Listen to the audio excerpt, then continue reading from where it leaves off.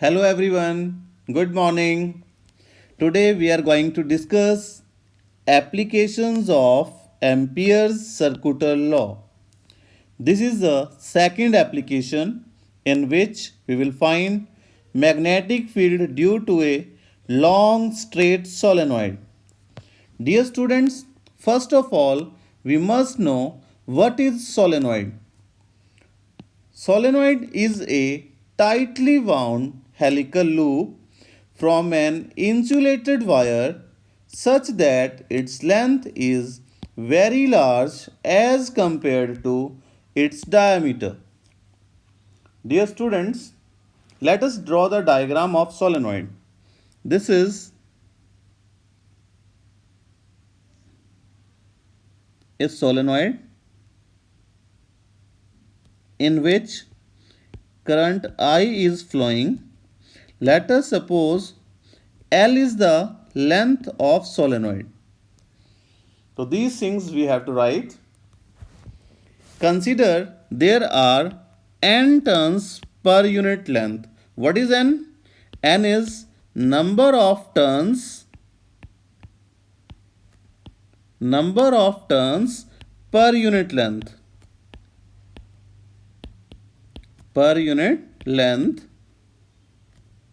of solenoid. And if I is the current through each loop of solenoid, I क्या है? Current in each loop.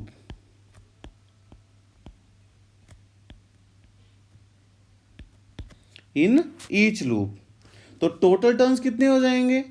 n है हमारे पास number of turns per unit length and l is the total length of the solenoid.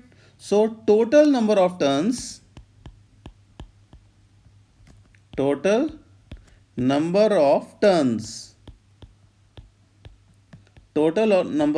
will be nl.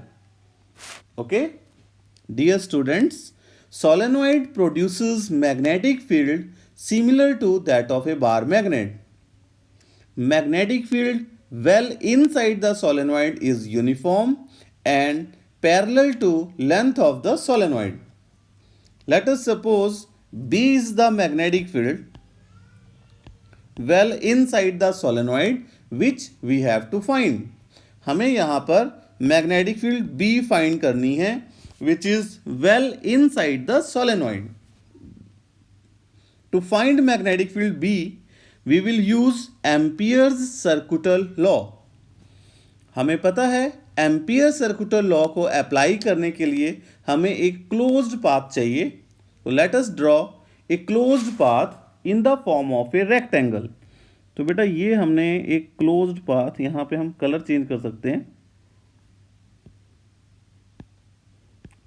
Firstly, let me remove this one, changing the color so that it will be easily understandable.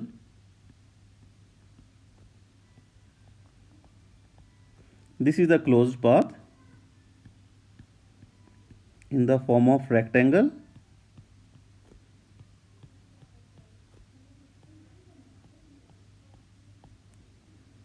And L is the length of this path. Now हमने नाम दे दिया A, this is B, this is C and this is D. And let us suppose इस point पे हमने magnetic field find करनी है. This is the B magnetic field which we have to find well inside the solenoid. अब हम क्या करेंगे? हमें पता है there are total number of turns कितने हैं? NL. जब हम इस पाथ के ऊपर एम्पियर सर्कुलर लॉ अप्लाई करेंगे, सो व्हाट इज दैट? तो according two ampere circular law कौन सा पाथ है? ABCD closed path.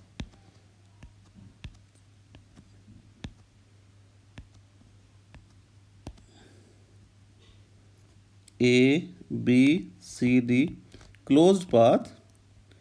B dot dl is equal to mu naught times current threading through the closed path.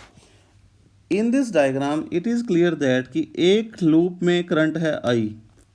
तो जब हम total path की बात करेंगे तो total current inside this rectangular path, तो टोटल करंट हो जाएगा आपके पास N L I.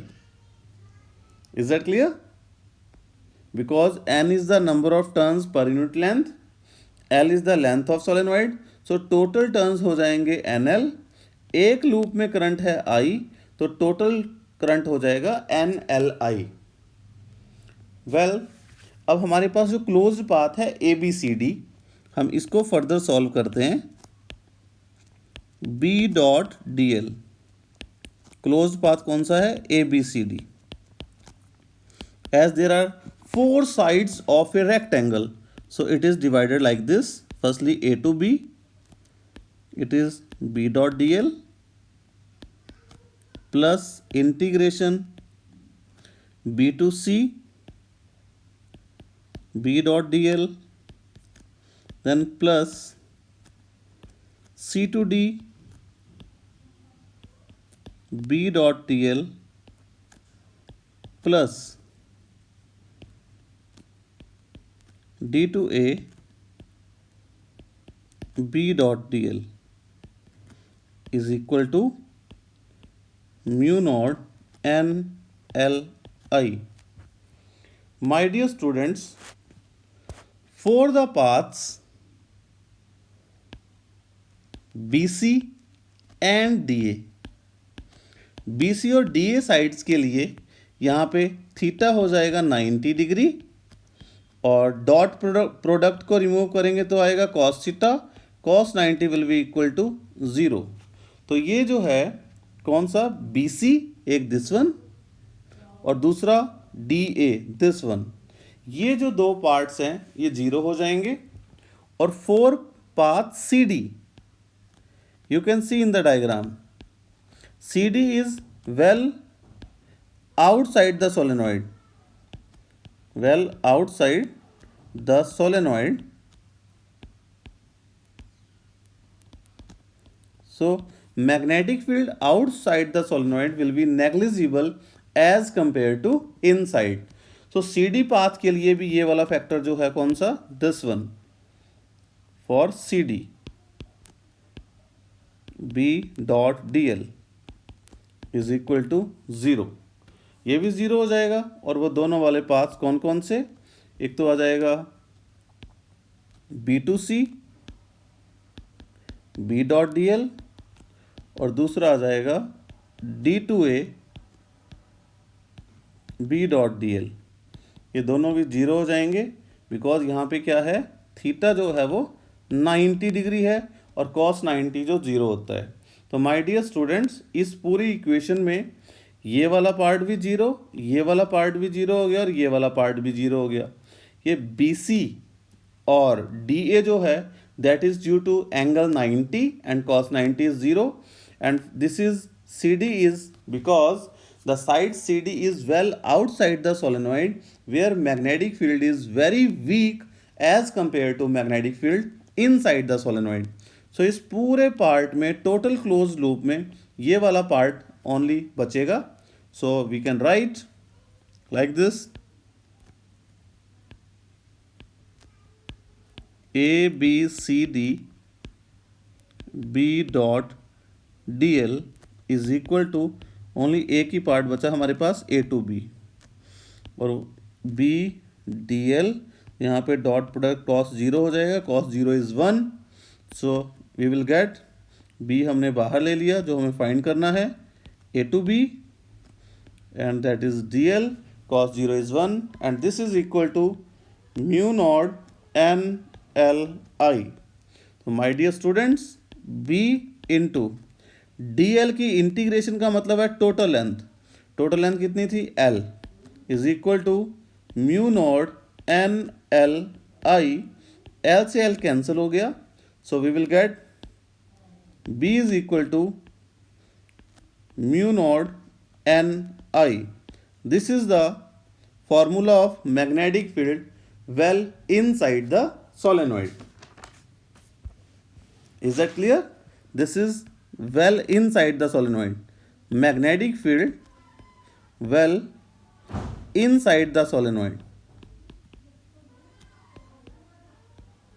Inside the solenoid. और यदि हम सोलेनॉइड के एंड की बात करें, एट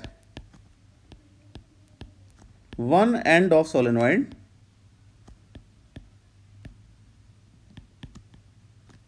वन एंड की हम यदि बात करेंगे तो magnetic field at the end that will be equal to half mu naught n I. This is the magnetic field at the end of the solenoid. Is that clear? Dear students, if solenoid is wound on a core material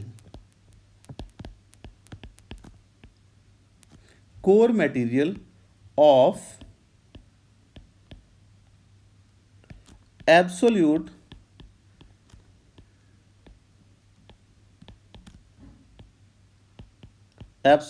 permeability mu. पहले जो हमने ये वाले फॉर्मूले हमने drive किए, this is when solenoid is empty from inside, अंदर से बिल्कुल खाली था. अब बोलता है हमने अंदर एक कोर मटेरियल इंसर्ट कर दिया जिसकी एब्सोल्यूट परमिएबिलिटी जो है वो म्यू है. Then magnetic field B is equal to mu naught की जगह पे म्यू हो जाएगा mu n I. Is that clear? This is the magnetic field of the solenoid well inside it when there is a core material of absolute permeability mu. Dear students, we know that relative permeability mu r is equal to mu upon mu naught. Cross multiply करेंगे तो mu is equal to mu r mu naught. So above formula, this formula will be B is equal to mu की जगह पे mu r mu naught n I. This is the formula. तो कई बार ऐसा question आ जाता है कि what will happen to the magnetic field of the solenoid when a core material is inserted into it. तो आपको पता है उसकी जो रिलेटिव परमिएबिलिटी है, ये वाला जो फॉर्मूला है mu naught n I, this is the magnetic field when solenoid is empty from inside, there is nothing, okay, and this mu r is the relative permeability of that material which is inserted. So it depends upon the relative permeability of that material. Is that clear? Next,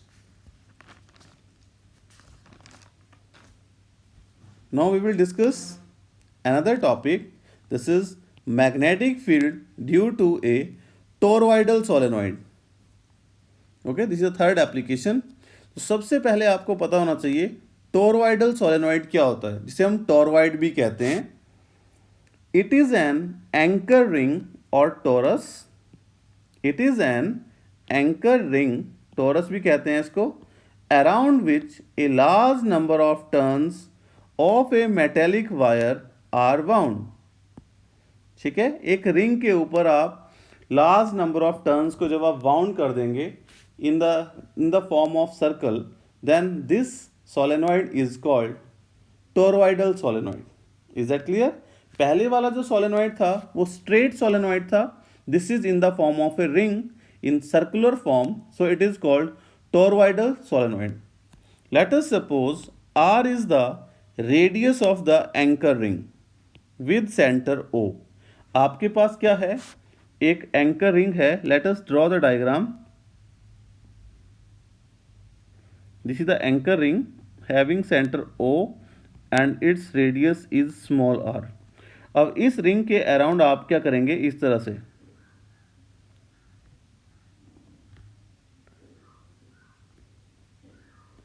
एक wire जो है वो wound कर देंगे.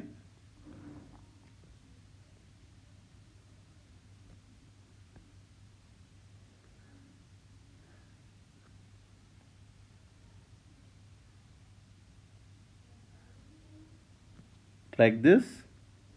This is toroid. इधर से current I enter करेगा and from this side it will come out. Is that clear? This is the diagram of toroidal solenoid or toroid.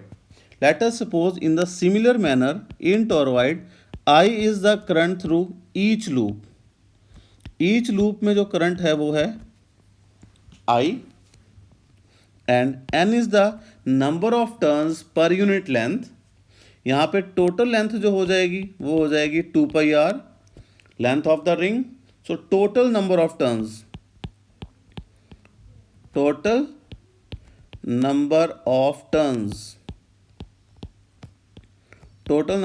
हो जाएंगे 2 pi r into n. Is that clear?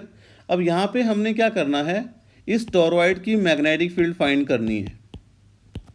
Okay, magnetic field will be same at all the points on the ring. जो अंदर ring दिख रहा है आपको, torus ring, ठीक है, इस रिंग के हर पॉइंट के ऊपर मैग्नेटिक फील्ड सेम होगी, उसका मैग्नीट्यूड सेम होगा और उसकी डायरेक्शन जो होगी वो होगी along the tangent to the ring. Then according to Ampere's circular law, B dot dl is equal to mu naught times current through the ring.